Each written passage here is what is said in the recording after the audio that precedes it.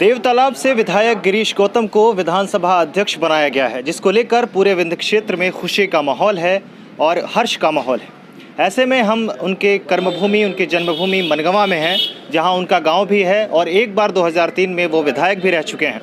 मनगवा वो क्षेत्र है जहां इससे पहले भी यहां के एक नेता श्रीयुत श्रीनिवास तिवारी विधानसभा अध्यक्ष रहे हैं और इस क्षेत्र को एक बार फिर से यह सौभाग्य प्राप्त हुआ है कि यहाँ से दूसरी बार कोई नेता विधानसभा अध्यक्ष बने हैं। ऐसे में यहाँ के लोगों का क्या राय है, कैसा माहौल है। बहुत सारे लोग उनके समर्थक हैं, बहुत सारे उनको करीबी जानने वाले हैं। उनसे हम बात करेंगे और जानेंगे कि गिरीश गौतम कितने संघर्षों के बाद वहाँ तक पहुँचे हैं और अब किस तरह का माहौल है यहाँ पर और लोग क्या राय रखते हैं उनको लेकर। तो यहाँ पर बहुत सारे लोग हैं, उनके करीबी लोग हैं, उनसे जानने की कोशिश करते हैं। क्या नाम है सर आप? भाई साहब, पहले मैं अपना परिचय बताना चाहूँगा। मेरा नाम है रावेन गुप्ता। मैं भारतीय जनता पार्टी मंडल व्यापारी प्रकोष्ठ मनगांव मंडल का अध्यक्ष हूँ और मैं जहाँ तक माननीय दादा भाई गिरीश गौतम उनका जो राजनीतिक जीवन शुरू हुआ, जहाँ तक हमको जानकारी है, वो मनगवा से लगा हुआ गृहग्राम करौंदी है। उनका ग्राम पंचायत जरहा है। उनका जन्म करौंदी में हुआ और मनगवा उनकी कर्मभूमि है। हायर सेकेंडरी स्कूल मनगवा है जहाँ पर उन्होंने पढ़ा। और जब हम लोगों को ये जानकारी मिली कि भारतीय जनता पार्टी की तरफ से 21 तारीख को वो नामिनेट हो गए विधानसभा अध्यक्ष के पद के लिए, तो पूरी जनमानस मनगवा के बच्चे में खुशी का माहौल आ गया। और हम लोगों ने कल यहाँ बैंड बाजा के साथ बढ़िया धूमधाम से एक दूसरे को मिठाई खिलाए और यहाँ हर्ष का माहौल है।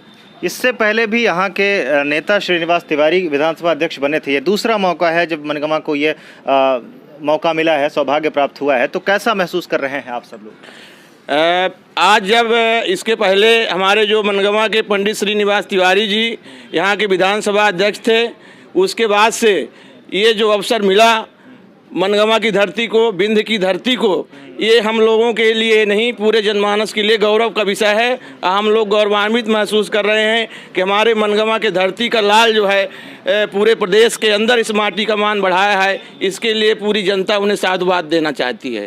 कल जब 21 तारीख को ये पता चला कि काफ़ी संघर्षों के बाद, काफ़ी खींचतान के बाद गिरीश गौतम को आखिरकार विधानसभा अध्यक्ष बना दिया गया है, तो सबसे पहला रिएक्शन यहाँ के लोगों का कैसा रहा? खुशी का माहौल था। पूरे विंध्य में खुशी का माहौल था, जश्न था। कहा यह जा रहा था कि बड़ी खींचतान हुई है, रीवा के और कई नेता हैं और कई विधायक हैं और संगठन के लोग हैं, मंत्री पद को लेकर मांग हो रही थी, प्रतिनिधित्व को लेकर मांग हो रही थी। तो क्या आपको लग रहा था कि उन्हें मंत्री बनाया जाएगा या विधानसभा अध्यक्ष बनाया जाएगा? नहीं, ये तो क्लियर था कि उनको विधानसभा अध्यक्ष बनाना है। लोगों में खुशी के माहौल है। आपको ऐसा क्यों लगा कि उनको बनाना चाहिए था इस बार? चूँकि जुझारू और संघर्षशील नेता थे, जमीनी नेता थे। संघर्ष की कहानी क्या जानते हैं आप उनके?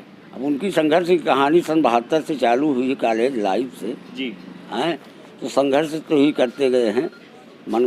कई बार चुनाव उन्होंने हारा, फिर मनगवा से पहली बार जीता, 3 बार देवतालाब से उन्होंने चुनाव जीता।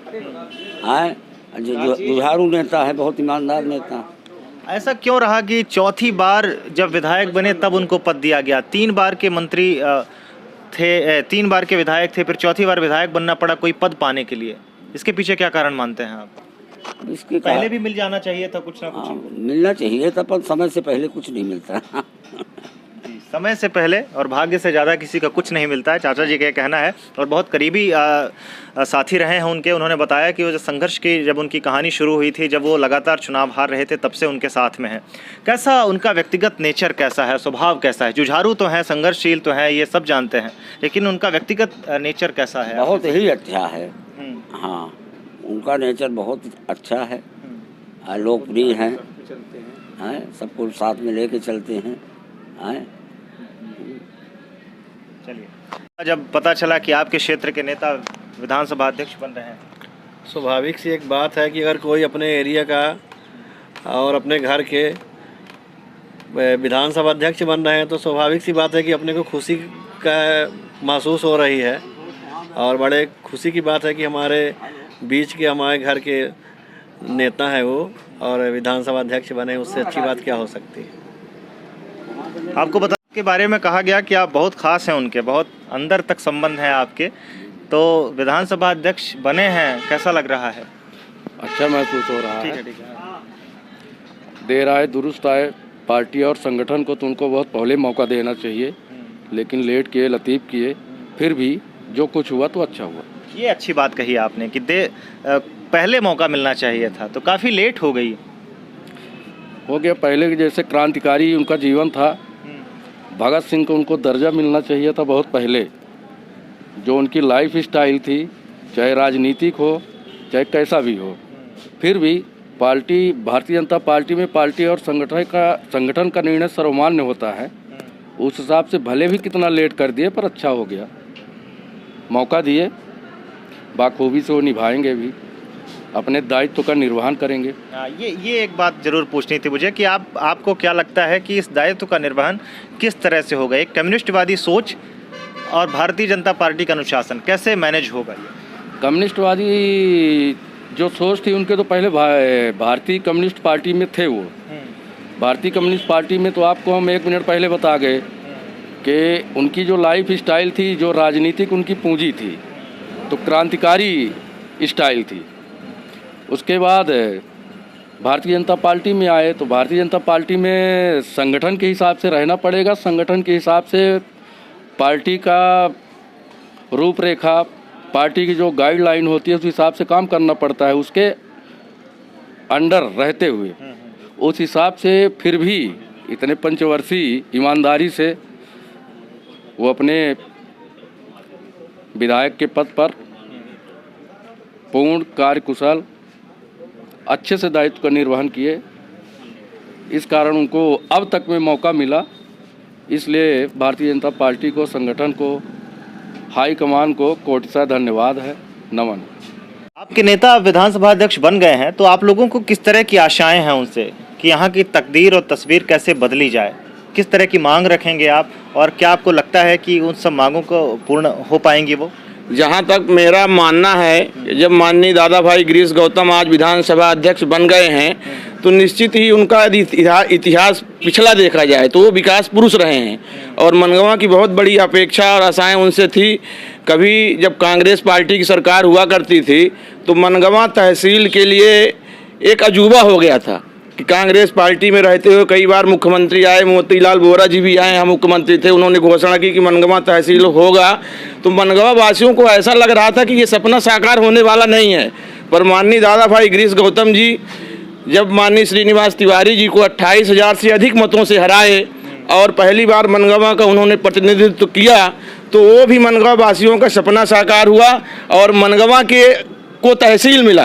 ये सबसे बड़ी बात है। इसलिए हम लोग बहुत अपेक्षित हैं कि आज जब वो विधानसभा अध्यक्ष जैसे गरिमामय पद में हैं, तो निश्चित ही मनगवा का विकास करेंगे और मनगवा को एक अच्छा मॉडल प्रस्तुत होगा, अच्छी लाइटें बनेगी, लगेंगी, सब कुछ भी होगा। और सदैव वो देवतलाव के विधायक होते हुए भी मनगवा उनके दिलों और दिमाग में रहता था, और इसीलिए उनका ये जो विकास के स्तर पर पहुँचे हैं, तो कहीं ना कहीं मनगवा की जनता ने भी देवतलाव में जाकर के उनका प्रचार किया है। और मैं धन्यवाद देना चाहता हूँ। मुझे एक पंक्ति याद है कि गिरकर उठना, उठकर गिरना, यह क्रम है संसार का, कर्मवीर चिंता नहीं करते जीत और हार का। माननीय विधायक गिरीश गौतम जी सदैव गरीबों के मसीहा रहे हैं, वो गरीबों के पक्ष में उन्होंने सोचा है। मैं तो ये गर्व के साथ कहना चाहता हूं कि जब से वो विधायक बने तो मुख्यमंत्री सहायता कोष से मध्य प्रदेश के एक इकलौते ऐसे विधायक है जिन्होंने गरीबों के लिए लाखों लाख रुपए दवाई करने का पैसा दिया है।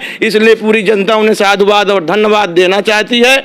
और हम लोग मनगवा वासी तो और गौरवान्वित हैं कि एक बार वो यहाँ से विधायक हुए, कतिपय कारणों से मनगवा आरक्षित हो गया, और आरक्षित होने के बाद देवतलाव की जनता ने उन्हें गोद में ले लिया। इसके लिए सबसे पहले साधुवाद और धन्यवाद देना चाहता हूँ देवतलाव की जनता को। और देवतलाव और मनगवा की जनता उनसे अपेक्षा रखती है, और निश्चित ही वो विकास पुरुष हैं। अब तो विकास की धारा और गंगा बहेगी मनगवा में। मैं ये पूरे मनगवा की जनता जनार्दन की तरफ से कहना चाहता हूँ। रीवा में विकास पुरुष एक और नेता को कहा जाता है।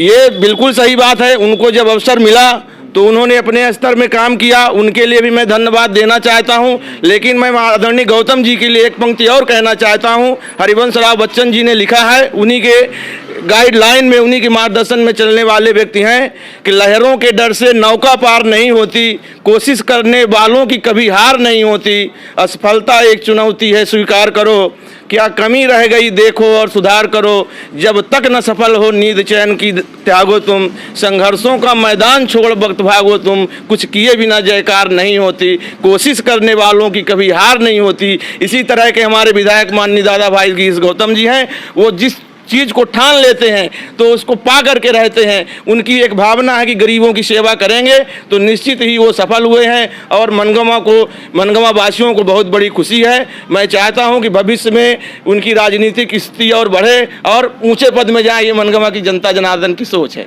बहुत लाइनें बड़ी अच्छी सुनाई आपने। गिरीश गौतम जी के लिए स्पेशली याद करके रखी थी क्या? स्पेशली नहीं, हम उनके कार्यकर्ता हैं, उनके सिपाही हैं, उनके लिए हम लोग जी जान लगाते हैं और हम लोगों का ये धन्य है कि ये मनगवा की धरती कि आज वो मनगवा का लाल जो विधानसभा अध्यक्ष जैसे गरिमा पद में बैठ गए हैं, तो हम लोग यही आशा और विश्वास के साथ कहना चाहते हैं कि आने वाले दिनों में उनको और राजनीतिक बड़ा पद मिलेगा, इसमें कोई दो राय की बात नहीं है। गिरीश गौतम जी के बारे में बहुत सारी आप लोगों ने बात सुनी और अच्छी लाइन जो आपकी मुझे लगी कि कुछ किए बिना ही जय जयकार नहीं होती, कोशिश करने वालों की कभी हार नहीं होती। बिल्कुल ये गिरीश गौतम जी के संघर्षों पर, उनके जीवन पर चरितार्थ होती है और बहुत ज़्यादा संघर्ष के बाद काफ़ी चुनाव उन्होंने लड़ा, चुनाव हारे, एक बड़े नेता से उनका मुकाबला था, फिर उनको बड़े मतों से चुनाव हराया, फिर अपना क्षेत्र बदला, फिर चुनाव जीते और 4 बार चुनाव जीते और उसके बाद उन्हें मिला विधानसभा, मध्य प्रदेश विधानसभा का अध्यक्ष का पद और आज उसी की खुशी मनगवा में देखी जा रही है।